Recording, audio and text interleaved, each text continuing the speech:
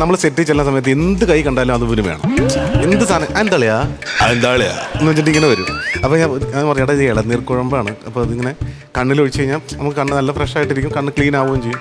കുറച്ച് ഒഴികളിയാ എന്ന് പറഞ്ഞു നേരെ എൻ്റെ മടിയിലേക്ക് കിടന്നു വരും.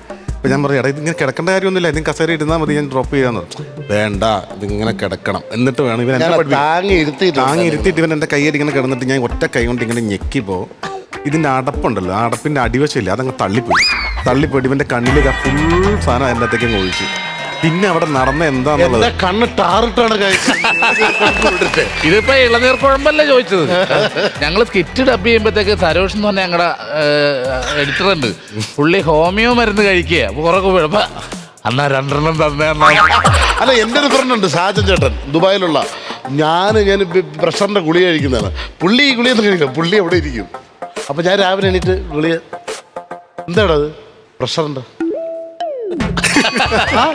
ഒന്നിഞ്ഞ് തര. ഞാൻ പറയാ അണ്ണൻ താഴ്ഞ്ഞ്